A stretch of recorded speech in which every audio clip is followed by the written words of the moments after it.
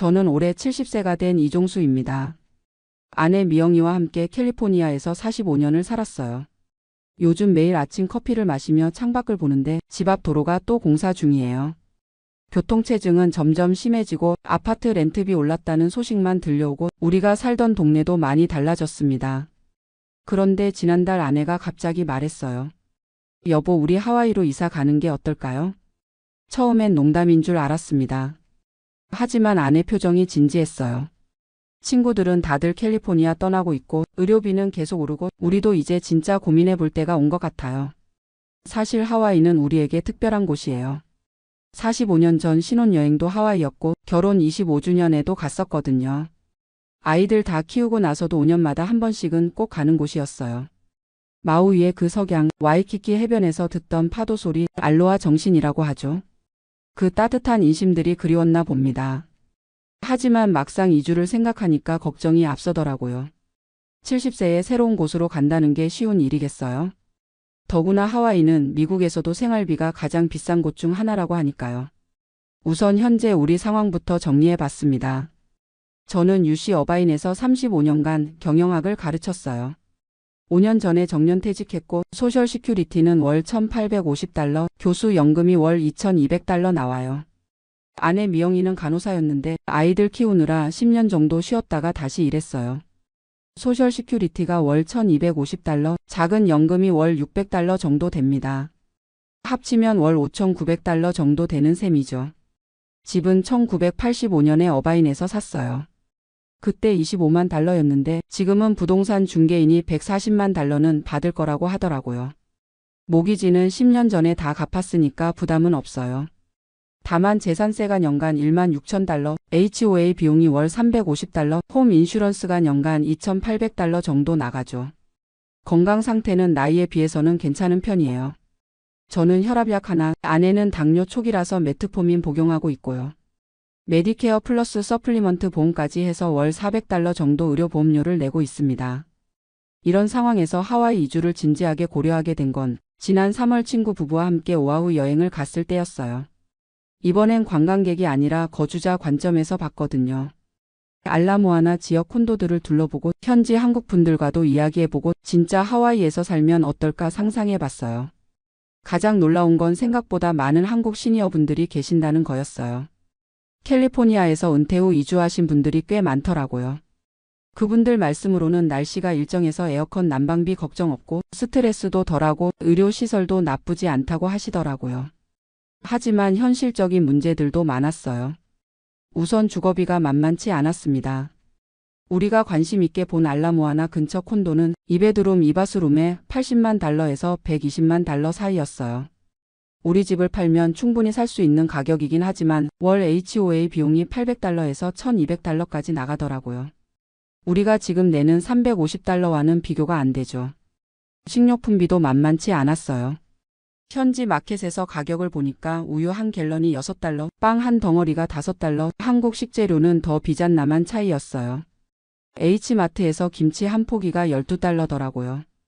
캘리포니아에서 사면 $6 정도인데 말이에요. 그래도 아내는 마음이 기울었나 봅니다. 여보, 우리 나이에 돈이 뭐 그리 중요해요? 건강하게 살 수 있는 환경이 더 중요하지 않을까요? 맞는 말이에요. 캘리포니아 스모그에 지쳐 살았는데 하와이 공기는 정말 달랐거든요. 하와이에서 돌아온 후 본격적으로 조사를 시작했습니다. 인터넷으로 부동산 사이트도 뒤져보고 하와이 거주 한국인 커뮤니티 게시판도 찾아봤어요. 생각보다 정보가 많더라고요. 가장 먼저 해결해야 할 문제가 집이었어요. 우리 집을 팔고 하와이에서 콘도를 사는 게 맞는지 아니면 캘리포니아 집을 렌트로 주고 하와이에서는 렌트로 사는 게 나은지 고민했습니다.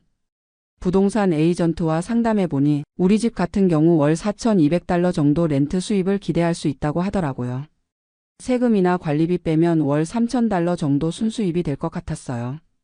하와이 콘도 렌트비를 알아보니까 우리가 원하는 수준의 2베드룸은 월 $3,500에서 $4,500 사이였어요. 그럼 월 $500에서 $1,500 정도는 추가로 내야 한다는 계산이 나오죠. 우리 연금 수입으로는 충분히 감당할 수 있는 수준이었어요. 의료 문제도 중요한 고려사항이었습니다. 메디케어는 하와이에서도 그대로 적용되니까 큰 문제 없고 퀸스 메디컬 센터나 스트라우 병원 같은 좋은 병원들도 있다고 하더라고요. 다만 전문의 예약이 캘리포니아보다는 좀 더 오래 걸릴 수 있다고 했습니다. 교통 문제는 좀 복잡했어요. 하와이는 대중교통이 제한적이라서 차가 필수인데 나이 드신 분들은 운전이 부담스러울 수 있다고 하더라고요. 다행히 저희는 아직 운전에 문제 없고 오히려 캘리포니아 프리웨이 운전보다는 하와이가 낫겠다 싶었어요. 이런 조사 결과를 정리해서 아이들에게 이야기했는데 반응이 예상했던 것보다 훨씬 강했어요. 큰아들 민준이가 먼저 반대했습니다. 아버지, 어머니 갑자기 왜 이런 생각을 하세요? 70세의 새로운 환경에 적응하는 게 쉬운 일이 아니에요. 만약에 건강 문제라도 생기면 어떻게 하려고 그러세요? 둘째 민정이도 비슷한 반응이었어요. 엄마 아빠가 하와이 좋아하시는 건 알지만 여행으로 가는 거랑 사는 거는 완전히 다른 문제잖아요. 친구들도 없고 병원도 멀고 우리도 자주 못 볼 텐데요. 아이들 입장에서는 당연한 걱정이죠. 민준이는 샌디에고에서 변호사로 일하고 민정이는 산타바바라에서 교사로 일해요. 하와이로 가면 비행기로 5시간 거리가 되니까 지금처럼 자주 보기는 어렵겠죠. 그래도 우리는 포기할 수 없었어요. 아내가 이런 말을 하더라고요. 우리가 언제까지 아이들 눈치만 보고 살 수는 없지 않을까요? 이제 70이에요. 건강할 때 우리가 진짜 원하는 곳에서 살아보고 싶어요. 맞는 말이었어요. 45년간 이 아이들 키우고 교육시키느라 우리 꿈은 늘 뒤로 미뤄왔거든요. 이제는 우리를 위한 선택을 해도 되지 않을까요? 하지만 현실적인 문제들이 계속 발목을 잡았어요. 하와이 부동산 시장을 더 자세히 알아보니 생각보다 복잡했습니다. 좋은 콘도는 현금 구매자들 때문에 경쟁이 치열하고 HOA 규정도 까다로워서 렌트가 제한되는 곳들도 많더라고요. 또 하나 고려해야 할 게 친구 관계였어요. 캘리포니아에서 45년 살면서 쌓인 인간관계들이 있거든요. 은퇴 후에 정기적으로 만나는 골프 모임, 아내의 독서 클럽, 교회 봉사 활동들을 다 포기해야 하는 거였어요. 특히 아내는 현재 파트타임으로 한국 시니어분들 건강 상담 일을 하고 있는데 이분들과의 관계도 끊기는 게 아쉽다고 하더라고요. 월 $800 정도 되는 수입이지만 돈보다는 보람을 느끼는 일이거든요. 그러던 중 터닝 포인트가 생겼어요. 아내의 오랜 친구인 김영희 언니가 작년에 하와이로 이주했는데 그분이 우리를 초대해 주신 거예요. 한 달 정도 와서 진짜 살아보고 결정하라고 하시더라고요. 올해 4월에 정말로 한 달 살기를 했습니다. 영희 언니가 사시는 아파트 근처에 월세 콘도를 구해서 관광객이 아닌 거주민처럼 살아봤어요. 장 보고 병원 가고 현지 커뮤니티 센터도 가보고요. 한 달 살아본 결과는 복잡했어요. 좋은 점도 많았지만 어려운 점도 분명했거든요. 먼저 좋았던 점들을 말씀드리면 날씨가 정말 좋았어요. 매일 아침 산책을 나갔는데 캘리포니아에서는 스모그 때문에 못하던 일들이었거든요. 공기가 맑으니까 숨 쉬는 것도 편했고 아내 천식도 한 달 동안은 한 번도 안 나왔어요. 현지 한국 커뮤니티도 생각보다 활발했습니다. 매주 수요일에 한국문화센터에서 시니어 모임이 있는데 30명 정도가 모여서 같이 운동하고 이야기하더라고요. 다들 우리와 비슷한 또래분들이라 금방 친해졌어요. 의외로 운전도 편했어요. 캘리포니아 405번 프리웨이 같은 지옥 같은 교통체증은 없고 거리도 가깝고 해서 스트레스가 훨씬 적었습니다. 하지만 어려운 점들도 많았어요. 가장 큰 문제는 역시 생활비였습니다. 한 달 동안 가계부를 정확히 써봤는데 식료품비만 월 $1,200가 나왔어요. 캘리포니아에서 $800 정도 쓰던 것과 비교하면 50% 증가한 거죠. 외식비는 더 심각했어요. 간단한 한식당에서 2명이 식사하면 $60는 기본이더라고요. 유틸리티 비용도 만만치 않았어요. 전기료가 캘리포니아의 거의 2배 수준이었습니다. 하와이는 전력을 거의 수입에 의존해서 그렇다고 하더라고요. 그리고 무엇보다 가족들과 떨어져 사는 게 생각보다 어려웠어요. 민준이 아들이 일로 스트레스 받고 있을 때도 민정이 딸이 아이 문제로 고민할 때도 전화로만 이야기할 수밖에 없으니까 답답했습니다. 한 달 하와이 살기를 마치고 캘리포니아로 돌아와서 2달 동안 진지하게 고민했어요. 리스트를 만들어서 장단점을 정리해보기도 하고 재정 계획도 여러 시나리오로 세워봤습니다. 하와이 이주 시 예상 비용을 계산해보니까 콘도 구매비 $100만, 이사 및 정착 비용 $3만, 월 생활비는 현재보다 월 $1,000 정도 더 들 것 같았어요. 우리 자산과 연금 수입으로는 충분히 감당할 수 있는 수준이었습니다. 하지만 계산상으로는 문제 없어도 마음 한구석이 불안했어요. 70세의 새로운 환경에 적응할 수 있을까? 만약 건강이 나빠지면 어떻게 할까? 하와이에서 외로워하지는 않을까? 아내도 비슷한 고민을 하고 있었나 봅니다. 어느 날 저녁 산책하면서 이런 이야기를 하더라고요. 여보, 사실 저도 무서워요. 하지만 더 무서운 건 이대로 캘리포니아에 있으면서 그때 하와이로 갔으면 어땠을까 하는 후회를 하며 남은 인생을 사는 거예요. 그 말이 가슴에 깊이 와 닿았습니다. 우리에게 남은 건강한 시간이 얼마나 될지 아무도 모르잖아요. 10년? 15년? 그 시간을 후회하며 보내고 싶지는 않았어요. 올해 9월에 다시 아이들과 진지한 대화를 했습니다. 이번에는 감정적으로 얘기하지 않고 우리가 조사한 모든 자료를 보여주면서 현실적으로 접근했어요. 재정계획, 의료보험, 응급상황 대비책까지 다 준비해서 설명했습니다. 민준이가 먼저 마음을 열었어요. 아버지, 어머니가 이렇게 준비하신 걸 보니까 정말 진지하게 생각하고 계시는 거네요. 처음에는 무모한 결정이라고 생각했는데 이런 식으로 계획을 세우시니까 조금 안심이 돼요. 민정이도 조건부로 동의했습니다. 1년만 해보세요. 만약 적응이 안 되거나 문제가 생기면 언제든 돌아오시고요. 다만 3개월마다 한 번씩은 캘리포니아로 오시거나 저희가 하와이로 갈게요. 그 조건이라면 충분히 받아들일 수 있었어요. 사실 우리도 완전히 브리지를 태울 생각은 없었거든요. 1년 정도 살아보고 정말 맞지 않으면 돌아올 생각이었으니까요. 그렇게 해서 지난달에 최종 결정을 내렸습니다. 내년 3월에 하와이로 이주하기로 했어요. 겨울이 끝나고 봄이 시작될 때가 새로운 시작하기에는 좋을 것 같았거든요. 현재는 준비에 한창입니다. 우선 우리 집을 렌트로 주기로 했어요. 완전히 팔기에는 아직 마음 준비가 안 됐거든요. 1년 살아보고 정말 정착하게 되면 그때 팔 계획입니다. 하와이 콘도는 알라모아나 근처로 결정했어요. 95만 달러짜리 2베드룸 2바스룸인데 오션뷰는 아니지만 시티뷰가 괜찮은 곳이에요. HOA가 월 950달러 나가지만 수영장, 피트니스 센터, 24시간 시큐리티가 포함된 가격이니까 합리적이라고 생각해요. 의료보험도 하와이에서 쓸 수 있는 플랜으로 바꿨고 현재 복용 중인 약들도 하와이에서 처방받을 수 있도록 의사와 상의했습니다. 가장 어려운 건 45년간 모은 살림을 정리하는 거예요. 아이들이 가져갈 것들, 기부할 것들, 하와이로 가져갈 것들을 나누고 있는데 추억이 담긴 물건들을 보면 가슴이 뭉클해져요.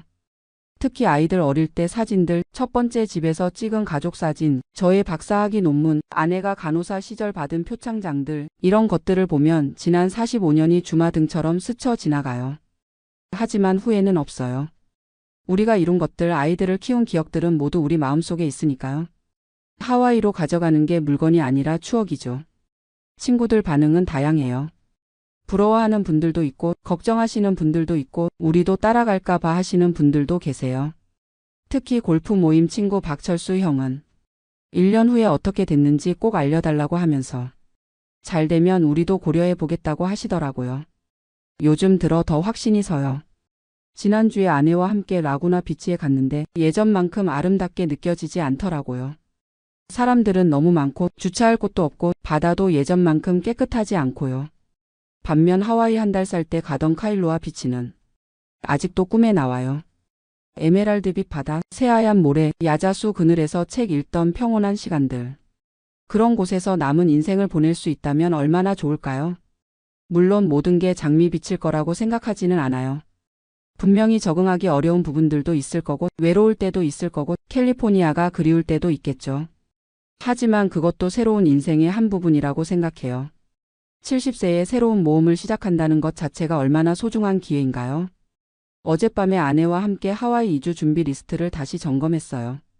항공편 예약, 이사 회사 연락, 하와이 운전면허 교환 절차, 새 주소로 우편물 전달 신청, 은행 계좌 정보 변경, 캘리포니아 집 임대 관리 회사 계약. 할 일이 산더미 같지만 하나씩 체크해 나가는 재미가 있어요. 가끔 밤에 잠이 안 올 때면 생각해요. 내년 이맘때는 하와이에서 어떤 하루를 보내고 있을까? 아침에 일어나서 커피 한 잔 들고 발코니에 나가면 호놀룰루 시내가 내려다 보이고 멀리 다이아몬드 헤드도 보이겠죠. 그리고 아내와 함께 알라모아나 비치파크로 산책을 가고 현지 한국 분들과 차 한 잔 마시면서 이야기하고 저녁에는 선셋을 보러 와이키키에 가고 그런 일상을 상상하면 가슴이 설렙니다. 70세에 이런 설렘을 느낄 수 있다는 게 정말 감사해요. 사실 제일 걱정되는 건 건강 문제예요. 만약 하와이에서 큰 병이라도 생기면 어떻게 하나 싶어서요. 하지만 곰곰 생각해보니 그건 여기 있어도 마찬가지 아닌가요? 오히려 하와이 깨끗한 공기와 스트레스 없는 환경이 건강에는 더 좋을지도 모르죠.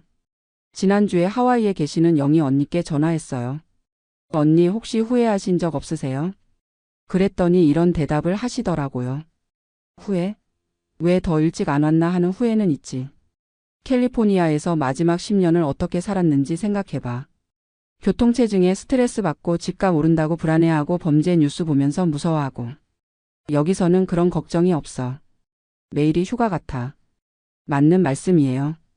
캘리포니아 마지막 몇 년은 정말 스트레스가 많았거든요. 우리 동네에도 노숙자들이 늘어나고 밤에 혼자 나가기 무서울 때도 있었고 가스값이나 전기료 오른다는 뉴스 볼 때마다 한숨만 나왔어요. 반면 하와이에서 한 달 살 때는 정말 마음이 편했어요. 아침에 일어나면 새소리부터 들리고 사람들도 여유롭고 친절하고 알로하 스피릿이라는 말이 허튼 소리가 아니더라고요. 물론 현실적인 계산도 중요하죠. 우리 파이낸셜 어드바이저와 상담해 봤는데 하와이 이주가 재정적으로 무리가 없다고 하더라고요. 오히려 캘리포니아 집값이 많이 올라서 그걸 렌트로 주면 하와이 생활비 증가분을 충분히 커버할 수 있다고 해요. 세금 면에서도 별 차이 없고요. 하와이도 캘리포니아처럼 주 소득세가 있지만 우리 같은 은퇴자 소득 수준에서는 비슷한 수준이라고 하더라고요. 무엇보다 마음의 평화를 돈으로 살 수 있다면 그보다 좋은 투자가 어디 있겠어요? 어제는 아내와 함께 우리가 하와이에서 하고 싶은 일들을 리스트로 만들어 봤어요. 제가 하고 싶은 건 우쿨렐레 배우기, 하와이 역사 공부하기, 현지 골프 클럽 가입하기. 아내는 훌라댄스 배우기, 하와이안 퀼트 만들기, 현지 자원봉사 참여하기를 원해요. 이런 걸 45년 전에 상상이나 했겠어요? 그때는 아이들 기저귀 갈고 밤새 수유하고 생계 걱정하느라 바빴는데 말이에요. 이제야 진짜 우리를 위한 시간을 가질 수 있게 된 거죠. 친구들 중에는 나이 들어서 뭘 새로 배워라고 하시는 분들도 있어요. 하지만 저는 반대로 생각해요. 나이 들었기 때문에 더 배워야 하지 않을까요? 머리 쓰는 일을 안 하면 치매도 빨리 오고 새로운 자극이 없으면 하루하루가 똑같아서 시간만 흘러가잖아요. 하와이에서는 매일이 새로울 거예요. 새로운 음식도 먹어보고 새로운 사람들도 만나고 새로운 장소도 가보고 그런 자극들이 우리를 더 젊게 만들어줄 거라고 생각해요. 작년에 아내 고등학교 동창이 치매에 걸렸다는 소식을 들었을 때 정말 충격이었어요. 저희와 같은 나이인 68세인데 이제 가족도 못 알아본다고 하더라고요. 그분은 평생 집에만 계시면서 똑같은 일상만 반복하셨거든요. 그때 아내가 이런 말을 했어요. 여보, 우리는 절대 그러지 말아요. 남은 인생 동안 계속 뭔가 새로운 걸 하면서 살아요. 그 말이 하와이 이주를 결심하는데 큰 영향을 줬어요. 지금 생각해보면 하와이 이주는 단순히 거주지를 바꾸는 게 아니라 남은 인생을 어떻게 살 것인가에 대한 철학적 선택인 것 같아요. 안전하고 편안한 현상 유지를 택할 것인가, 아니면 조금 위험하더라도 새로운 도전을 택할 것인가. 저희는 도전을 택했어요. 70세의 말이죠. 물론 가끔은 불안할 때도 있어요. 새벽에 잠이 깨서 혹시 잘못된 결정을 하는 건 아닌가 싶기도 하고 아이들이 정말 괜찮다고 하는 건지 의심스럽기도 하고. 하지만 그런 불안감보다는 기대감이 더 커요. 하와이에서의 새로운 삶에 대한 기대감. 70세에 시작하는 제2의 인생에 대한 설렘. 아내도 요즘은 매일 하와이 관련 유튜브를 보면서 준비하고 있어요. 하와이 한국 마트에서 파는 음식들, 현지 한국인들이 자주 가는 식당들, 시니어들이 즐길 수 있는 액티비티들. 이런 정보들을 모으면서 진짜 하와이 생활을 준비하고 있죠. 지난주에는 하와이에서 쓸 차도 알아봤어요. 우리 현재 차는 여기서 팔고 하와이에서는 중고차를 사기로 했어요. 하와이는 섬이다 보니까 차를 배송하는 비용이 만만치 않거든요. 그것보다는 현지에서 사는 게 낫겠다고 판단했습니다. 은행 업무도 정리하고 있어요. 캘리포니아 집 렌트 수입을 받을 계좌는 여기 그대로 두고 하와이 생활 비용은 새로 만들 하와이 은행 계좌에서 쓰기로 했어요. 다행히 우리가 쓰는 은행이 하와이에도 지점이 있어서 큰 문제는 없을 것 같아요. 가장 감동적이었던 건 지난달 아이들이 마련해준 송별회였어요. 민준이와 민정이가 우리를 위해서 작은 파티를 열어줬는데 손주들도 오고 사위 며느리들도 오고 몇몇 가까운 친구분들도 와주셨어요. 민준이가 스피치를 하는데 눈물을 글썽이더라고요. 아버지 어머니가 처음에 하와이 간다고 하셨을 때는 반대했어요. 하지만 이렇게 치밀하게 준비하시는 모습을 보니까 오히려 존경스러워요. 70세에 새로운 도전을 하신다는 게 정말 대단하세요. 민정이도 비슷한 이야기를 했어요. 엄마 아빠가 항상 저희만 생각하고 사셨는데 이제야 정말 본인들을 위한 선택을 하시는 거네요. 걱정되지만 응원할게요. 그 순간 정말 가슴이 뭉클했어요. 45년 동안 아이들 키우느라 우리 꿈은 접어두고 살았는데 이제야 아이들이 부모의 꿈을 이해하고 응원해 주는구나 싶어서요. 손주들 반응도 재미있었어요. 큰손자 제이슨이 할아버지 할머니 하와이에서 서핑 배우세요 라고 하더라고요. 70세에 서핑이라니 상상만 해도 웃음이 나와요. 하지만 그 순수한 응원이 고마웠어요. 이제 정말 2개월 남았어요. 내년 3월 15일 출발입니다. 항공편도 예약했고 이사 트럭도 예약했어요. 하와이 콘도 계약도 마무리되어서 다음 주에 에스크로가 닫힙니다. 요즘은 매일 할 일 리스트를 체크하면서 바쁘게 지내고 있어요. 바쁘지만 행복한 바쁨이에요. 새로운 인생을 준비하는 바쁨이니까요. 어젯밤에 아내와 함께 캘리포니아에서의 마지막 산책을 했어요. 우리 동네를 한 바퀴 돌면서 45년간의 추억을 되짚어봤죠. 아이들이 뛰어놀던 공원, 첫 번째 집이 있던 거리, 주말마다 가던 파머스 마켓, 아내가 간호사로 일했던 병원. 모든 게 추억으로 남겠지만 아쉽지는 않아요. 오히려 새로운 추억을 만들 준비가 되었다는 기분이에요. 하와이에서 우리가 어떤 삶을 살게 될지는 아무도 모르죠. 1년 후에 다시 캘리포니아로 돌아올 수도 있고 아니면 정말 하와이에 정착해서 여생을 보낼 수도 있고. 하지만 중요한 건 결과가 아니라 과정이라고 생각해요. 70세에 새로운 도전을 했다는 그 자체만으로도 의미가 있다고 봐요. 나중에 90세가 되어서 뒤돌아봤을 때 그때 하와이로 이사간 게 내 인생의 터닝포인트였다라고 말할 수 있을 것 같아요. 젊은 분들께 하고 싶은 말이 있어요. 나이가 들어도 꿈을 포기하지 마세요.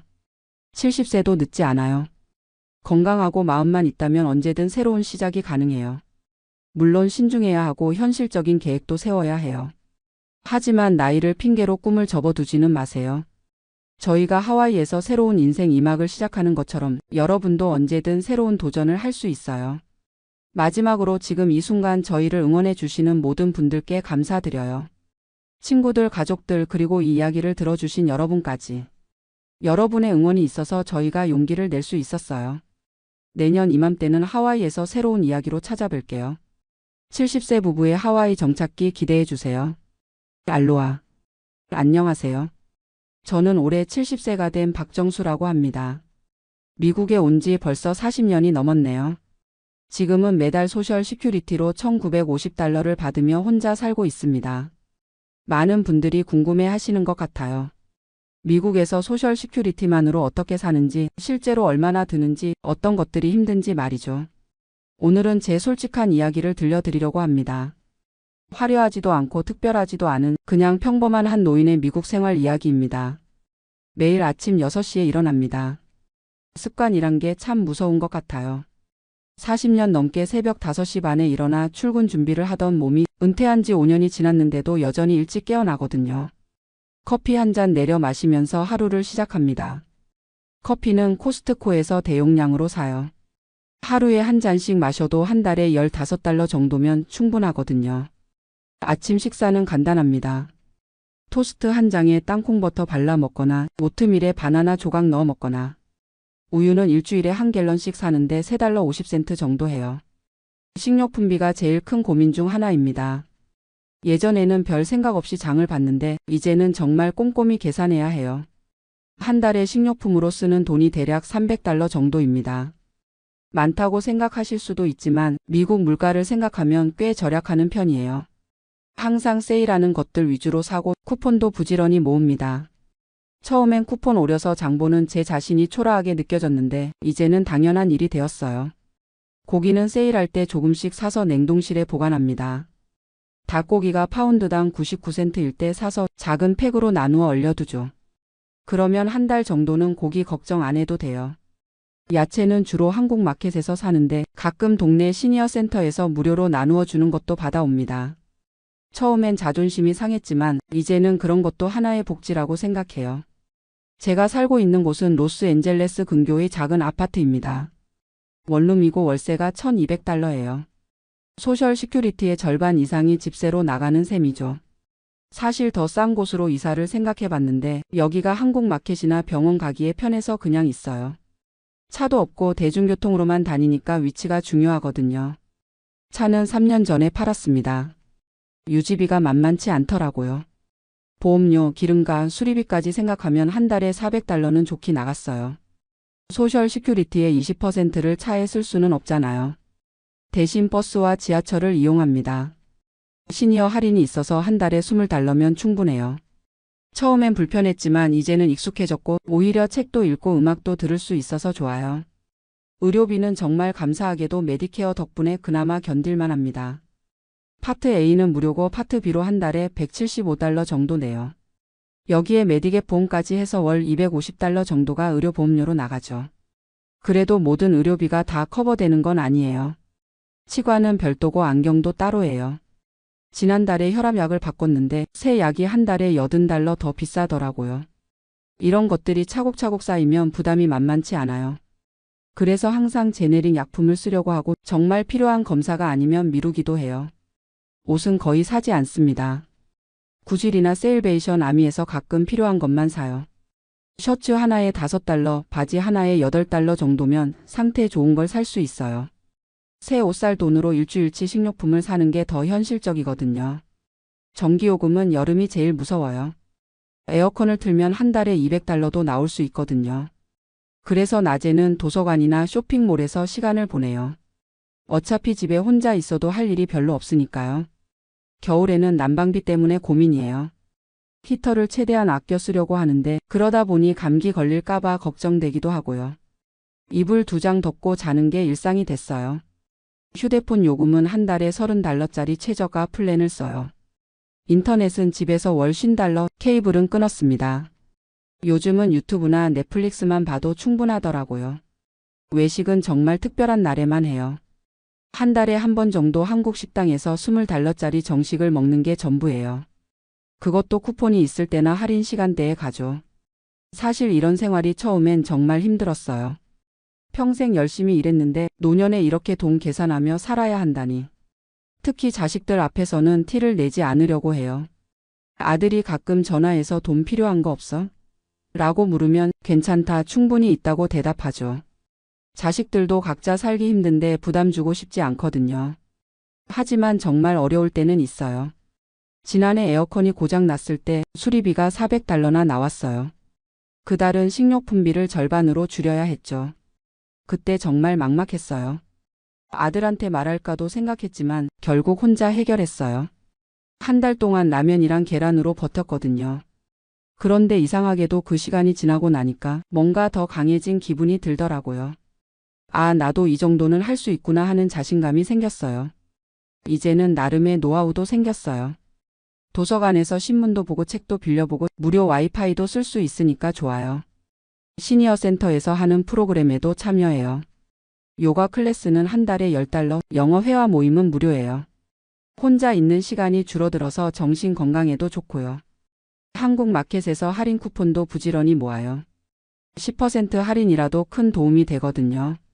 그리고 시니어 할인하는 곳들을 다 외워뒀어요. 화요일에는 영화관 시니어 할인, 수요일에는 슈퍼마켓 더블 쿠폰 데이, 목요일에는 약국에서 시니어 20% 할인. 이런 것들이 생활의 리듬이 됐어요. 가끔 옛날 동료들을 만나면 부러워요. 연금도 받고 소셜 시큐리티도 받아서 한 달에 $4,000, $5,000씩 받는 사람들을 보면요. 저는 평생 중소기업에서 일했거든요. 연금이라는 게 없었어요. 401k도 회사에서 매치를 안 해줘서 많이 모으지 못했고요. 그래서 은퇴할 때 갖고 있던 돈이 $150,000 정도였어요. 응급 상황을 위해 아껴두려고 하는데 가끔 큰 지출이 있으면 조금씩 쓸 수밖에 없어요. 계산해보니 이 돈으로는 10년 정도밖에 못 버틸 것 같아요. 그 이후에는 정말 소셜 시큐리티만으로 살아야 하는 거죠. 생각하면 막막하지만 어떻게든 방법을 찾아야겠죠. 그런데 요즘은 생각이 좀 달라졌어요. 돈이 적어도 불행한 건 아니더라고요. 물론 여유는 없지만 최소한 굶지는 않으니까요. 오히려 돈을 아껴 쓰다 보니 새로운 재미를 발견했어요. 쿠폰으로 장을 보고 세일 상품을 찾아다니고 도서관에서 무료 이벤트를 찾아가고 이런 것들이 일종의 게임 같아요. 그리고 정말 필요한 것과 그렇지 않은 것을 구분하게 됐어요. 예전엔 충동 구매도 많이 했는데 이제는 뭘 사기 전에 정말 꼼꼼히 생각해요. 이게 정말 필요한가? 다른 대안은 없나? 더 싼 곳은 없나? 이런 습관이 생기니까 오히려 돈 관리가 더 체계적이 되었어요. 가계부도 쓰기 시작했고 매달 예산을 세워서 지키려고 노력해요. 한 달 예산을 한번 말씀드릴게요. 소셜 시큐리티 1950달러에서 월세 1200달러, 의료보험료 250달러, 전기요금 평균 100달러, 핸드폰 30달러, 인터넷 50달러. 여기까지 하면 1630달러예요. 남는 돈이 320달러인데 여기서 식료품 300달러, 생활용품 50달러 정도 쓰면 거의 다 없어져요. 가끔 예상치 못한 지출이 있으면 마이너스가 되죠. 그럴 때는 저축한 돈을 조금씩 써야 해요. 이런 계산을 하다 보면 가슴이 답답해질 때도 있어요. 내가 이런 삶을 살려고 미국에 왔나 싶기도 하고요. 1983년에 미국에 왔을 때는 꿈이 많았거든요. 열심히 일해서 돈 벌고 자식들 좋은 대학 보내고 노후에는 여행도 다니고 싶었어요. 처음 몇 년은 정말 힘들었어요. 영어도 안 되고 기술도 없고. 공장에서 야간 근무를 하면서 낮에는 영어 학교를 다녔어요. 하루에 서너 시간밖에 못 잤지만 그래도 희망이 있었어요. 10년쯤 지나니까 조금씩 자리를 잡더라고요. 한국 음식 재료를 파는 작은 회사에 취직했어요. 급여는 많지 않았지만 영어도 많이 늘고 회사 사정도 알게 되면서 책임감도 생겼죠. 거기서 25년을 일했어요. 중간에 회사가 어려워져서 월급을 못 받은 적도 있고 정리해고 당할 뻔한 적도 있었지만 그래도 버텼어요. 아내와 함께 정말 열심히 살았어요. 아내는 섬유 공장에서 일했고 저는 식품 회사에서 일하면서 둘 다 투잡도 많이 했어요. 주말에는 제가 한국 식당에서 서빙을 하고 아내는 다른 집 청소를 나갔어요. 그렇게 해서 번 돈으로 아들 둘을 키웠죠. 첫째는 UC 버클리를 나와서 지금 엔지니어로 일하고 둘째는 USC 법대를 나와서 변호사가 됐어요. 그게 저희 부부의 가장 큰 자랑이자 성과예요. 아이들 대학 등록금 때문에 집 한 채 값은 다 들어갔지만 전혀 후회 안 해요. 그때는 그게 최선의 선택이었다고 생각하거든요. 아내가 5년 전에 암으로 먼저 갔어요. 정말 갑작스러웠어요. 건강검진에서 발견됐는데 이미 말기였거든요. 그때 의료비가 정말 많이 들었어요. 메디케어가 있어도 본인 부담금이 만만치 않더라고요. 항암 치료비, 호스피스 비용까지 해서 저축한 돈의 절반 정도를 썼어요. 아내가 없어지니까 모든 게 달라졌어요. 혼자 사는 게 이렇게 외로운 줄 몰랐어요. 밥을 해 먹어도 맛이 없고 텔레비전을 봐도 재미없고 그래서 한국에 갈까도 생각해 봤어요. 하지만 40년을 여기서 살았는데 이제 와서 한국에 가서 뭘 하겠어요. 게다가 한국도 생활비가 만만치 않다고 하더라고요. 아들들이 가끔 아버지 우리 집으로 오세요라고 하는데 그것도 쉽지 않아요. 며느리들 입장에서는 부담스러울 거고 저도 눈치 보며 살기 싫거든요. 그래서 혼자 사는 걸 선택했어요. 경제적으로는 힘들지만 적어도 마음은 편해요. 누구 눈치 안 보고 제가 하고 싶은 대로 살 수 있으니까요. 요즘은 새로운 루틴이 생겼어요. 월요일에는 도서관에서 한국 신문을 보고 화요일에는 시니어 센터에서 태극권을 배워요. 수요일에는 한국 마켓에서 장을 보고 목요일에는 교회에 가요. 금요일에는 집에서 쉬고 주말에는 가끔 공원에 산책을 가거나 집에서 한국 드라마를 봐요. 단조로워 보일 수 있지만 저한테는 이런 일상이 소중해요. 아무도 귀찮게 하지 않고 제 페이스대로 살 수 있거든요. 그리고 작은 즐거움들을 찾게 됐어요. 도서관에서 한국 책을 발견했을 때의 기쁨, 쿠폰으로 장을 봐서 예상보다 적게 나왔을 때의 뿌듯함, 시니어 센터에서 새로운 친구를 만났을 때의 즐거움. 이런 것들이 저에게는 큰 행복이에요. 건강 관리도 나름대로 신경 써요. 돈이 없으니까 아프면 안 되거든요. 매일 30분씩 걷기를 하고 집에서 간단한 스트레칭도 해요. 음식도 가능한 한 직접 해서 먹어요. 인스턴트 음식은 비싸기도 하고 건강에도 안 좋으니까요. 쌀밥에 김치, 계란 후라이만 있어도 충분히 맛있어요. 가끔 한국이 그리울 때가 있어요. 특히 명절 때는 더 그래요. 추석이나 설날에 혼자 있으면 정말 외로워요. 그럴 때는 한국 음식을 해 먹어요. 비싸더라도 한국 마켓에서 갈비를 사서 구워 먹거나 송편을 만들어 먹기도 해요. 혼자 먹는 게 쓸쓸하지만 그래도 고향 맛을 느낄 수 있어서 위로가 돼요. 요즘은 유튜브에서 한국 프로그램도 많이 봐요. 나는 자연인이다나 백패커 같은 프로그램을 보면서 대리만족을 해요. 여행은 못 가지만 화면으로라도 한국을 볼 수 있어서 좋아요. 아들들과는 일주일에 한 번씩 전화해요. 서로 바쁘니까 길게 하지는 못하지만 그래도 목소리라도 들으면 마음이 든든해져요. 손자들 소식 듣는 것도 큰 즐거움이고요. 가끔 아들들이 돈 얘기를 할 때가 있어요. 아버지 생활비 부족하지 않아요? 라고 물으면 항상 괜찮다고 대답해요. 정말 어려울 때는 말할 수도 있겠지만 지금은 그래도 혼자 해결할 수 있는 수준이니까요. 사실 자식들한테 경제적으로 의존하고 싶지 않아요. 물론 정말 급할 때는 도움을 요청할 수도 있겠지만 가능한 한 독립적으로 살고 싶어요. 그게 제 자존심이기도 하고 자식들에게 부담을 주지 않는 방법이기도 하고요. $2,000로 사는 게 쉽지는 않지만 불가능하지도 않아요. 물론 여유는 없지만 기본적인 생활은 할 수 있거든요. 중요한 건 욕심을 버리는 거예요. 예전에는 좋은 걸 먹고 있고 싶었지만 이제는 필요한 것만 있으면 만족해요. 옷도 깨끗하기만 하면 되고 음식도 배만 부르면 돼요. 그리고 무료로 할 수 있는 일들을 많이 찾았어요. 도서관에서 책 읽기, 공원에서 산책하기, 시니어 센터에서 친구들과 수다 떨기.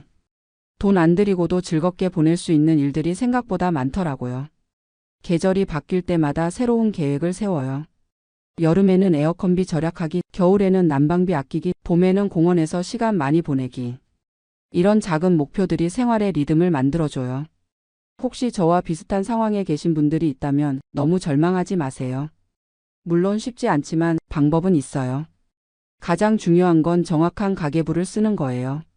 어디에 돈이 들어가는지 알아야 어디서 절약할 수 있는지도 알 수 있거든요. 그리고 시니어 할인을 최대한 활용하세요. 대부분의 상점에서 시니어 할인을 하는데 부끄러워하지 말고 당당하게 요청하세요. 그게 우리한테 주어진 혜택이니까요. 도서관이나 시니어 센터 같은 공공시설도 적극 활용하세요. 혼자 있으면 외롭기도 하고 우울해질 수 있는데 사람들과 어울리면 정신 건강에 도움이 돼요. 무엇보다 건강 관리를 잘하세요. 아프면 의료비도 많이 들고 정신적으로도 힘들어져요. 매일 조금씩이라도 운동하고 규칙적으로 생활하는 게 중요해요. 저도 처음엔 이런 생활이 참 서글펐어요. 평생 열심히 일했는데 노년에 이렇게 쪼들려 살아야 한다니. 하지만 이제는 받아들였어요. 그리고 이런 상황에서도 나름대로 행복을 찾을 수 있다는 걸 깨달았어요. 돈이 많으면 좋겠지만 적다고 해서 인생이 끝나는 건 아니잖아요. 오히려 정말 소중한 게 뭔지 알게 됐어요. 건강하게 하루하루 살아가는 것, 자식들이 잘 지내는 것, 따뜻한 잠자리가 있는 것, 하루 세끼 배불리 먹을 수 있는 것. 이런 기본적인 것들이 얼마나 소중한지 몰랐거든요. 예전에는 더 많이 더 좋은 것을 원했다면 이제는 지금 있는 것에 감사하기를 배웠어요. 매일 아침 일어나서 오늘도 건강하게 깨어났구나 하고 감사해요. 가끔 젊은 시절을 생각해보면 그때는 미래에 대한 걱정이 많았어요. 아이들 교육비는 어떻게 마련하지? 집은 언제 살 수 있을까? 노후 준비는 충분히 했나? 하지만 지금은 그런 걱정들이 없어요. 이미 다 지나간 일이니까요. 아이들은 다 컸고 집도 팔아서 노후 자금으로 썼고 지금이 바로 그 노후거든요. 물론 미래에 대한 걱정이 아예 없는 건 아니에요. 만약에 큰 병에 걸리면 어떻게 하지? 치매에 걸리면 누가 돌봐줄까? 저축한 돈이 떨어지면 어떻게 살지? 이런 걱정들은 여전히 있어요. 하지만 그런 걱정들도 지금 당장 해결할 수 있는 일이 아니니까 너무 깊이 생각하지 않으려고 해요. 오늘 하루를 잘 사는 게 더 중요하다고 생각해요. 요즘 제 하루 일과를 다시 한번 말씀드릴게요. 아침 6시에 일어나서 커피 한 잔 마시고 간단히 아침 먹고 8시쯤 되면 30분 정도 동네를 산책해요. 이때 신선한 공기도 마시고 이웃들과 인사도 나눠요. 9시부터 11시까지는 집안일을 해요. 청소하고 빨래하고 정리정돈하고. 혼자 살다 보니 큰 청소는 필요 없지만 그래도 깔끔하게 유지하려고 노력해요. 11시부터 오후 2시까지는 주로 밖으로 나가요. 도서관에 가거나 시니어 센터에 가거나 장을 보러 가거나 은행 일을 보러 가거나. 집에만 있으면 답답하니까 되도록 밖으로 나가려고 해요. 오후 2시부터 4시까지는 점심을 먹고 낮잠을 자요. 나이가 들어서 그런지 오후에 졸음이 많이 와요. 30분에서 1시간 정도 자고 나면 몸이 한결 가벼워져요. 오후 4시부터 6시까지는 집에서 책을 읽거나 텔레비전을 봐요. 한국 뉴스도 인터넷으로 보고 유튜브에서 한국 프로그램도 봐요. 이때가 하루 중 가장 편안한 시간이에요. 저녁 6시쯤 간단히 저녁을 먹고 7시부터 9시까지는 설거지하고 내일 준비를 해요. 장볼 목록도 적고 일정도 확인하고 계획을 세워두면 마음이 더 안정돼요. 9시부터 11시까지는 휴식 시간이에요. 음악을 듣거나 라디오를 들으면서 편안하게 보내요. 한국 방송을 인터넷으로 들을 수 있어서 정말 좋아요. 11시쯤 되면 잠자리에 들어요. 침대에 누워서 하루를 되돌아보고 내일 할 일을 생각하면서 잠들어요. 이런 일상이 단조로워 보일 수 있지만 저한테는 이 규칙적인 생활이 큰 힘이 돼요. 할 일이 있으니까 하루하루가 의미 있게 느껴지거든요. 특히 시니어 센터에서 만난 친구들이 큰 도움이 돼요. 저와 비슷한 상황에 있는 분들이 많거든요. 같이 수다도 떨고 정보도 나누고 가끔은 같이 장 보러 가기도 해요. 그분들과 이야기하다 보면 저만 힘든 게 아니구나 하는 생각이 들어요. 어떤 분은 소셜 시큐리티를 $1,500밖에 못 받아서 더 어렵게 사시거든요. 그런 분들 보면 제가 오히려 나은 편이라는 생각도 들어요. 서로 절약 노하우도 많이 나눠요. 어느 마트에서 언제 세일을 하는지, 어떤 쿠폰을 어디서 구할 수 있는지, 시니어 할인을 어디서 받을 수 있는지 이런 정보들이 실제 생활에 큰 도움이 돼요. 그리고 한 달에 한 번씩은 함께 한국 식당에 가요. 각자 돈을 내지만 혼자 먹는 것보다 훨씬 맛있어요. $20로 한 끼 먹는 건 부담스럽지만 한 달에 한 번 정도는 그래도 할 만해요. 겨울이 다가오면서 또 다른 고민이 생겼어요. 난방비 문제인데요. 작년 겨울에는 한 달에 $150까지 나왔거든요. 올해는 좀 더 절약해야겠어요. 두꺼운 옷을 여러 벌 준비해뒀고 전기 담요도 하나 샀어요. 밤에는 히터 대신 전기 담요를 쓰면 전기요금을 좀 줄일 수 있을 것 같아요. 낮에는 가능한 한 집에 있지 말고 따뜻한 곳으로 나가려고 해요. 도서관이나 쇼핑몰은 무료로 난방을 해주니까요. 거기서 시간을 보내면 집 난방비도 아끼고 사람들도 만날 수 있어서 일석이조예요. 의료비 관리도 더 신경 써야 할 것 같아요. 나이가 들수록 병원 갈 일이 많아지는데 메디케어가 있어도 본인 부담금이 만만치 않거든요. 정기검진은 빠뜨리지 않고 받으려고 해요. 큰 병이 생기기 전에 미리 발견하는 게 장기적으로는 더 경제적이니까요. 혈압약이나 당뇨약도 꼬박꼬박 먹어야 하고요. 치과는 좀 고민이에요. 메디케어에서 치과 치료는 거의 안 해주거든요. 이가 아픈데 임플란트를 하려면 몇천 달러가 들어요. 그 돈이면 몇 달을 살 수 있으니까 망설여져요. 안경도 새로 맞춰야 하는데 한 개에 $300 정도 해요. 코스트코에서 더 싸게 할 수 있다고 하던데 다음에 알아봐야겠어요. 그래도 건강만큼은 타협하면 안 되죠. 아프면 그때 더 많은 돈이 들어갈 텐데 미리 관리하는 게 현명한 일이에요. 요즘은 한국에 대한 생각도 많이 해요. 가끔 한국 뉴스를 보면 노인분들이 폐지 줍는 모습이 나와요. 그걸 보면 마음이 아프면서도 나는 그래도 여기서 이 정도로 살고 있으니 다행이다 하는 생각도 들어요. 물론 한국이 그리워요. 고향 음식도 그리워하고 옛날 친구들도 보고 싶고. 하지만 이제 와서 한국에 가서 뭘 하겠어요. 거기서도 결국 비슷한 고민을 해야 할 텐데요. 여기서 40년을 살면서 이미 뿌리를 내렸어요. 병원도 여기 있고 친구들도 여기 있고 자식들도 여기 있으니까요. 불편하더라도 여기가 제 터전이에요. 가끔 젊은 한국인들을 보면 부러워요. 꿈도 많고 가능성도 무한하고. 저도 그런 시절이 있었는데 어느새 이렇게 할아버지가 됐네요.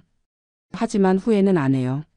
제 나름대로는 최선을 다해서 살았거든요. 아내와 함께 열심히 일해서 아이들 키우고 이 나라에서 꿈을 이루려고 노력했어요. 비록 부자는 되지 못했지만 아이들은 잘 키웠고 지금도 건강하게 살고 있으니 그것만으로도 성공한 인생이라고 생각해요. 앞으로 몇 년을 더 살 수 있을지 모르겠지만 남은 시간도 의미 있게 보내고 싶어요. 돈은 적어도 마음은 풍요롭게 건강하게 하루하루를 살아가고 싶어요. 혹시 이야기를 듣고 계신 분들 중에 비슷한 상황에 있는 분이 계시다면 너무 절망하지 마세요. 분명히 방법은 있어요. 중요한 건 현실을 받아들이는 거예요. 돈이 적으면 적은 대로 사는 방법을 찾으면 돼요. 욕심을 줄이고 감사할 줄 알고 작은 행복에도 만족할 줄 안다면 얼마든지 행복하게 살 수 있어요. 그리고 혼자가 아니라는 걸 기억하세요. 비슷한 상황의 사람들이 많아요. 서로 도우면서 살아가면 어려운 시기도 이겨낼 수 있어요. 마지막으로 건강만큼은 꼭 챙기세요. 돈을 아끼려다가 건강을 해치면 결국 더 큰 손해를 보게 돼요. 필요한 의료비는 아끼지 말고 평소에 운동하고 규칙적으로 생활하세요. 제 이야기가 누군가에게 도움이 됐으면 좋겠어요. 화려하지는 않지만 솔직한 이야기였습니다. 소셜 시큐리티 $2,000로 사는 일상, 생각보다 불가능한 일은 아니에요. 물론 쉽지는 않지만 지혜롭게 살면 충분히 할 수 있어요. 오늘도 감사한 마음으로 하루를 마무리하며 내일도 건강하게 맞이하고 싶습니다. 들어주셔서 감사합니다. 안녕하세요. 71세 박용수입니다. 지금 이렇게 한국에 돌아와서 평온한 마음으로 이야기할 수 있게 돼서 정말 다행이라고 생각해요. 포틀랜드에서 겪었던 그 일들을 생각하면 아직도 가슴이 답답해지지만 그래도 이제는 웃으면서 얘기할 수 있게 됐네요. 제가 왜 이런 이야기를 하게 됐는지부터 말씀드릴게요. 요즘 유튜브나 인터넷에서 미국 이민 이야기, 특히 포틀랜드 얘기를 많이 하더라고요. 무소득세라고 세금 천국이라고 하면서 장밋빛 그림만 그려주는 분들이 많아요. 저도 그런 말에 속아서 1년 넘게 고생했거든요. 그래서 같은 실수를 하실 분들이 없으셨으면 해서 제 경험담을 솔직하게 털어놓으려고 합니다. 저는 40년 동안 작은 금속가공업체를 운영했어요. 직원이 15명 정도 되는 소규모 회사였지만 그래도 성실하게 해서 나름 괜찮게 살았죠. 2019년에 은퇴하면서 공장을 정리하고 그동안 모은 돈으로 여유롭게 살고 있었어요. 은퇴 후에는 시간이 많다 보니까 인터넷을 많이 하게 되더라고요. 처음엔 뉴스나 건강 정보 정도만 봤는데 어느 날부터 해외 이민 관련 유튜브를 보게 됐어요. 그 중에서도 미국 오리건주 포틀랜드 이야기가 특히 매력적으로 들렸거든요. 판매세가 없다는 거였어요. 세일즈 텍스가 없다고 하니까 물건 살 때마다 세금 안 내도 된다는 뜻이잖아요. 한국은 부가세 10%인데 거기는 0%라니. 게다가 집값도 한국보다 싸고 공기도 맑고 자연도 좋다고 하더라고요. 그때 한국 세금이 정말 부담스러웠거든요. 건강보험료만 해도 한 달에 15만 원씩 나가고 재산세, 종합소득세까지 합치면 1년에 몇백만 원이 나가더라고요. 은퇴자에게는 정말 큰 부담이었어요. 그런데 유튜브에서는 포틀랜드가 마치 천국처럼 그려지는 거예요. 은퇴자들의 천국이다. 세금 걱정 없이 살 수 있다. 한국보다 의료비도 싸다. 이런 식으로요. 저도 모르게 점점 그쪽으로 마음이 기울어지기 시작했어요. 집사람한테 얘기해봤더니 처음엔 완전히 반대하더라고요. 나이가 몇인데 지금 가서 뭘 하려고 그래 하면서요. 미국에 사는 아들한테도 전화해봤더니 아버지 인터넷 정보만 믿고 그러시면 안 돼요. 현실은 다를 수 있어요 라고 하더라고요. 하지만 저는 이미 마음을 굳혔어요. 40년 동안 사업하면서 이런저런 일들을 겪어봤는데 이 정도 결정도 못 내린다면 남자가 아니라고 생각했거든요. 경험도 안 해보고 뭘 안다고 그래 하면서 밀어붙였어요. 2022년 겨울부터 본격적으로 준비를 시작했어요. 집을 팔고 이민 수속을 밟고 포틀랜드에 집도 알아봤죠. 강남에 있던 40평 아파트를 12억에 팔았어요. 그 돈으로 포틀랜드에서 200평 되는 단독주택을 $65만 샀거든요. 환율로 치면 8억 정도였으니까 4억은 남는 셈이었죠. 주변 사람들 반응이 재미있었어요. 대단하시네요. 용기 있으시네요. 부러워요. 이런 말들을 많이 들었거든요. 그런 말 들을 때마다 기분이 좋았어요. 역시 내가 결정을 잘했구나 하는 생각이 들었죠. 2023년 3월에 드디어 포틀랜드에 도착했어요. 처음 며칠은 정말 좋았어요. 공기가 맑고 집은 넓고 마당도 있고. 한국에서는 상상도 못할 규모의 집에서 살게 됐으니까요. 마트 가서 장볼 때도 세금이 안 붙으니까 신기하고 좋더라고요. 그런데 며칠 지나니까 이상한 점들이 눈에 들어오기 시작했어요. 시내에 나가보니까 노숙자들이 생각보다 많은 거예요. 텐트 치고 사는 사람들, 쇼핑카트 끌고 다니는 사람들. 처음엔 큰 도시니까 이런 사람들도 있겠지 하고 넘어갔어요. 그런데 시간이 갈수록 문제가 심각하다는 걸 깨닫게 됐어요. 우리 집 근처에도 노숙자들이 나타나기 시작했거든요. 처음엔 한두 명 정도였는데 점점 늘어나더라고요. 집 앞 공원에 텐트를 치고 살기 시작했어요. 이상철이라는 분이 우리 이웃이었는데 그분이 먼저 포틀랜드에서 5년째 살고 계셨어요. 그분한테 물어봤더니 원래 이런 곳이에요. 유튜버들이 말 안 하는 부분이 이거예요 라고 하시더라고요. 박 형님, 솔직히 말하자면 여기 노숙자 문제가 정말 심각해요. 시 정부에서도 손을 못 쓰고 있어요. 진보 성향이 강한 지역이라 노숙자들을 강제로 내쫓지도 못하고 그렇다고 근본적인 해결책이 있는 것도 아니고요. 처음엔 그래도 참을 만하다고 생각했어요. 한국에서도 노숙자가 없는 건 아니니까요. 하지만 포틀랜드의 노숙자 문제는 차원이 달랐어요. 우리 집 바로 앞 공원에 텐트촌이 생겼어요. 텐트가 하나둘 늘어나더니 어느새 10개가 넘어갔어요. 거기서 나오는 쓰레기 냄새, 소음이 정말 견딜 수 없을 정도였거든요. 밤에는 더 심했어요. 술 마시고 고함치고 싸우는 소리가 들려요. 집사람이 무서워해서 밤에 혼자 화장실도 못 가겠다고 하더라고요. 70 가까운 나이에 이런 스트레스를 받으니까 혈압이 확 올라갔어요. 경찰에 신고도 해봤어요. 그런데 경찰이 와서 하는 말이 여기는 공공장소라서 강제로 내쫓을 수 없다는 거예요. 며칠 후에 자발적으로 이동하라고 권유는 해보겠다고 하더니 정말로 며칠 후에 와서 권유만 하고 가더라고요. 당연히 노숙자들은 꿈쩍도 안 했죠. 한인마트에서 만난 최영희 사모님이 하시는 말씀이 여기 산지 10년 됐는데 점점 심해져요. 코로나 이후로는 정말 답이 없어요. 약물 중독자들도 많고 정신질환자들도 많고 경찰도 손을 못 써요. 그때부터 진짜 현실이 보이기 시작했어요. 유튜버들이 말하는 포틀랜드와 실제 포틀랜드가 완전히 다른 거였어요. 판매세가 없다는 것만 강조하고 정작 살기 어려운 부분들은 하나도 말하지 않았던 거죠. 집사람 건강이 눈에 띄게 나빠졌어요. 스트레스 때문에 불면증이 생기고 혈압약을 늘려야 했어요. 밖에 나가는 것도 무서워하고 하루 종일 집에만 있으려고 하더라고요. 여보, 우리 한국 돌아가면 안 될까? 하고 조심스럽게 말하는 거예요. 저도 마음이 흔들리기 시작했어요. 이게 정말 내가 원했던 노후 생활인가 싶었거든요. 세금 몇 푼 아끼려고 이런 스트레스를 받으면서 살아야 하나. 결정적인 사건이 6개월 뒤에 일어났어요. 어느 날 아침에 나가보니까 우리 집 대문 앞에서 누군가 용변을 본 흔적이 있는 거예요. 정말 화가 머리끝까지 올라왔어요. 이런 모욕을 당하면서까지 여기서 살아야 하나 싶었거든요. 그날 바로 집사람과 진지한 대화를 했어요. 여보, 우리 한국 돌아가자. 여기서 이런 식으로 살 바에야 한국에서 세금 좀 더 내면서 편하게 사는 게 낫겠어. 집사람이 울면서 말하더라고요. 여보, 진작에 그렇게 했으면 좋았을 텐데. 나는 처음부터 내키지 않았어. 하지만 당신이 워낙 확신에 차 있어서 말리지 못했어. 그때 정말 후회됐어요. 왜 집사람 말을 안 들었을까? 왜 아들 말을 안 들었을까? 인터넷 정보만 믿고 성급하게 결정했을까? 하지만 후회해도 이미 늦었죠. 다시 한국으로 돌아가기로 결심했어요. 집을 팔고 돌아가는 과정도 쉽지 않았어요. 미국 집을 55만 달러에 팔았거든요. 산지 1년도 안 돼서 10만 달러 손해를 본 거예요. 이사 비용, 항공료 등등 합치면 더 많이 든 거죠. 2024년 봄에 한국으로 돌아왔어요. 가족들이 따뜻하게 맞아줘서 정말 고마웠어요.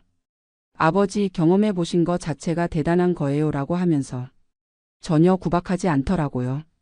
한국에 돌아와서 새삼 느낀 게 있어요. 우리나라가 정말 안전하고 깨끗하다는 거예요. 치안이 이렇게 좋은 줄 몰랐어요. 밤에 산책해도 안전하고 길거리에 쓰레기도 별로 없고 노숙자가 있어도 미국처럼 위협적이지 않고요. 지금은 부산 해운대에 작은 아파트를 샀어요. 바다 보이는 25평짜리인데 정말 만족해요. 포틀랜드에서 스트레스 받으며 살았던 것과는 비교도 안 돼요. 집사람 건강도 금세 좋아졌고요. 요즘에는 제 경험담을 주변 분들께 말씀드려요. 비슷한 생각 하시는 분들이 종종 계시거든요. 미국 가서 살면 어떨까? 하시는 분들에게 제가 겪은 현실을 솔직하게 말씀드리죠. 인터넷 정보만 믿지 마세요. 특히 유튜버들이 하는 말은 절반만 믿으세요. 좋은 것만 보여주고 안 좋은 건 숨기는 경우가 많아요. 판매세 없다고 해서 전체적으로 살기 좋은 건 아니에요. 실제로 포틀랜드 노숙자 문제는 정말 심각해요. 2024년 통계를 보니까 미국 전체 노숙자가 77만 명이 넘는다고 하더라고요. 그 중에서도 서부 지역, 특히 포틀랜드 같은 곳이 제일 심하고요. 제가 왜 이런 실수를 했는지 곰곰 생각해 봤어요.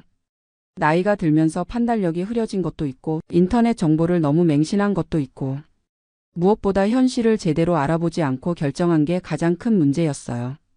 젊을 때는 실패해도 다시 시작할 수 있지만 70이 넘은 나이에는 한 번의 실수가 치명적일 수 있어요. 건강, 돈, 시간 모든 면에서 여유가 없거든요. 그래도 이 경험이 완전히 헛된 건 아니라고 생각해요. 제가 실수한 덕분에 다른 분들은 같은 실수를 안 하실 수 있으니까요. 그리고 한국의 소중함을 새삼 깨달았고요. 요즘 포틀랜드 관련 영상 보면서 웃겨요. 여전히 세금 천국 살기 좋은 도시라고 홍보하는 분들이 있더라고요. 정말 거기 가서 살아보기나 했는지 의심스러워요. 현실은 이래요. 판매세가 없는 대신 소득세가 높아요. 은퇴자들한테는 큰 상관없지만 다른 세금들이 만만치 않아요. 재산세는 한국보다 훨씬 높고 집 보험료도 비싸고. 결국 전체적으로 보면 세금 부담이 크게 줄어들지 않아요. 게다가 생활비도 만만치 않아요. 한인 식품 사려면 한국보다 2배는 비싸고 병원비는 상상도 못할 정도로 비싸요. 메디케어가 있다고 해도 본인 부담이 상당하거든요. 무엇보다 정신 건강에 미치는 영향이 커요. 매일 불안감 속에서 살아야 하는 스트레스. 집사람처럼 예민한 분들은 정말 견디기 힘들어해요. 돈 몇 푼 아끼려다가 건강 잃으면 무슨 소용이에요. 저는 이제 완전히 정착했어요. 한국이 최고라는 생각밖에 안 들어요. 의료보험 하나만 봐도 세계 최고 수준이에요. MRI 찍어도 10만 원, 수술해도 본인 부담이 얼마 안 돼요. 미국에서는 상상도 못할 일이죠. 치안도 비교가 안 돼요. 밤에 혼자 걸어 다녀도 안전하고 지하철 타도 안전하고. 포틀랜드에서는 대중교통 이용하기가 무서웠거든요. 이상한 사람들이 너무 많아서요. 음식도 한국이 최고예요. 김치찌개, 된장찌개 먹고 싶으면 언제든 먹을 수 있고 반찬도 다양하고 밥도 맛있고. 미국에서는 한식당 가서 김치찌개 하나 먹으려면 $20씩 내야 해요. 지금 생각해보면 제가 왜 그런 결정을 했는지 이해가 안 가요. 한국에서 충분히 행복하게 살고 있었는데 괜히 욕심 부려서 고생만 했네요. 요즘 비슷한 고민하시는 분들 만나면 꼭 말씀드려요. 해외 이주는 정말 신중하게 결정하세요. 특히 우리 나이에는 더더욱 조심해야 해요. 인터넷 정보만 믿지 말고 실제로 그곳에서 살아본 사람들 만나서 현실적인 얘기 들어보세요. 그리고 한 가지 더 말씀드리고 싶은 건 가족 의견을 무시하지 마세요. 저도 집사람과 아들 말을 들었으면 이런 고생 안 했을 텐데 혼자 고집 부리다가 다들 고생시켰어요. 나이 들어서는 안정이 최고예요. 모험이나 도전보다는 편안하고 안전한 게 우선이에요. 젊을 때는 몰랐는데 이제는 확실히 알겠어요. 한국이 이렇게 살기 좋은 나라인 줄 몰랐어요. 세계 어디 가서도 이만한 나라 찾기 힘들 거예요. 안전하고 편리하고 의료 시스템 좋고 음식도 맛있고 사람들도 착하고. 물론 세금이 좀 부담스럽긴 해요. 하지만 그 세금으로 이런 혜택들을 받는 거라면 충분히 낼 만한 가치가 있다고 생각해요. 세금 아끼려다가 더 큰 손해 보는 것보다는 훨씬 나으니까요. 지금 제가 사는 부산 아파트에서는 매일 아침 바다를 봐요. 파도 소리 들으면서 커피 마시고 신문 읽고. 이런 게 진짜 행복이구나 싶어요. 포틀랜드에서는 매일 스트레스 받으며 살았는데 지금은 정말 평온해요. 가끔 포틀랜드 생각이 나기도 해요. 집은 정말 컸거든요. 마당도 넓고 방도 많고.